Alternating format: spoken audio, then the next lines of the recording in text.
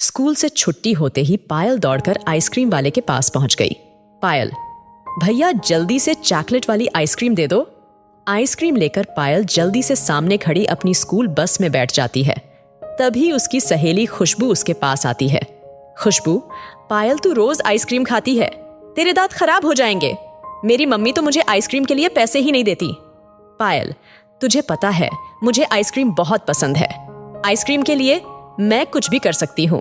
मेरे mummy papa को पता भी नहीं है कि मैं आइसक्रीम खाती हूँ, लेकिन अगर वो मुझे रोकेंगे तो मैं खाना छोड़ दूंगी, लेकिन आइसक्रीम नहीं छोड़ सकती। खुशबू चुप रह जाती है। पायल आइसक्रीम खाकर उसकी डंडी को बाहर फेंक देती है। कुछ ही देर में बाकी बच्चे भी बस में आ जाते हैं। बस सब बच्चों को छोड़ती हुई पायल के घर पहुंच जाती है। पायल और खुशबू दोनों उतर जाती हैं। खुशबू पायल के घर के पास ही रहती थी। घर आकर पायल की मम्मी शकुंतला जी उसे खाना परोस कर देती हैं, लेकिन वह खाने को मना कर देती है, क्योंकि अभी अभी जो चॉकलेट आइसक्रीम का स्वाद उसकी जुबान पर था वह उसे खराब नहीं करना चाहती थी। पायल हर दिन आइसक्रीम खाने के लिए बेचैन रहती थी। एक दिन वह स्कूल के लंच टाइम में स्कूल गेट के पास आई। उसने देखा कि आइसक्रीम वाला खड़ा है। पायल, भैया एक आइसक्रीम देना। गेट बंद था, फिर भी पायल साइड की रेलिंग से आइसक्रीम ले लेती है। वह आइसक्रीम खाती है और अपना लंच कूड़े के डिब्बे में फेंक देती है। टिफिन को बैग में रख लेती है। छुट्टी के समय वह फिर से आइसक्रीम ले लेती है।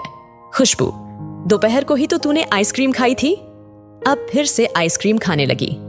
पायल, मेरा बहुत मन करता है कि हमेशा आइसक्रीम खाती रहूं। खुशबू उसे बहुत समझाती है, लेकिन पायल नहीं मानती। अब यह उसका रोज का काम हो जाता है। वह खाने की जगह आइसक्रीम से पेट भर लेती थी। दिन में आइसक्रीम खाने के बाद वह रात को थोड़ा सा खाना खाती, फिर पापा से आइसक्रीम की जिद करती। उसके पिता टिकू जी उसे आइसक्रीम खिलाने ले जाते थे। इसी तरह कई महीने बीत गए। धीरे धीरे वह खाना पीना छोड़ देती है और आइसक्रीम खाने में लगी रहती है। अब उसका पढ़ाई में भी मन नहीं लगता था। धीरे धीरे पायल की सेहत खराब होने लगती है। उसके मम्मी पापा उसे हॉस्पिटल ले जाते हैं, जहां डॉक्टर उसे चेक करके बताते हैं कि आपकी बेटी ने खाना खाना बंद कर दिया है। पायल के पेट में बहुत दर्द हो रहा था। पायल, डॉक्टर साहब कहीं से मुझे आइसक्रीम मंगा दीजिए प्लीज। डॉक्टर बच्चा समझकर उसके लिए आइसक्रीम मंगा देते हैं। आइसक्रीम मंगा देते हैं। आइसक्रीम खाते ही उसका दर्द ठीक हो जाता है। डॉक्टर, बेटा ऐसा कब से हो रहा है? पायल, डॉक्टर, अगर मुझे आइसक्रीम न मिले तो मेरे पेट में दर्द होने लगता है।